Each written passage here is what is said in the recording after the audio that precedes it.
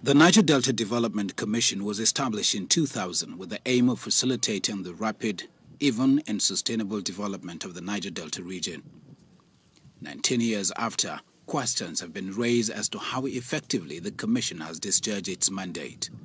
There are tales of abandoned projects, poor construction and allegation of corruption. No doubt, billions of naira has gone to NDDC as allocation over the years. So when a delegation of South-South leaders visited President Muhammadu Buhari, he told them that work on ground does not match funds released to NDDC. I mean, you just can't say you spend so many billions and then when you go, it's only the lagoon you see, and so you don't see the structures that are claimed to have been done. They also use consultants, so the consultants must prove to be they were competent. And not like what the Minister of Niger Delta said, that they will just put asphalt on top of brown mud and then when the rain comes, it carries it away. He then wields the big stick. We are putting so much money, especially the NDDC.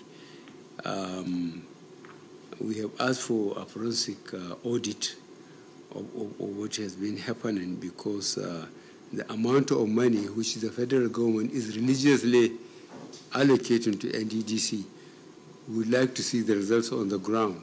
And those that are responsible for that, I think, will eventually be asked to explain certain issues. The president said projects done must be verifiable, but hints that he will wait for the audit report before he decides the next line of action. Only weeks ago, the House of Representatives threatened a zero allocation to the NDDC unless it pays up about 1 trillion naira it owed contractors. Now, the Senate is also not happy. It has commenced investigation into a 2.5 billion naira contract for water hyacinth, allegedly jacked up to 65 billion naira.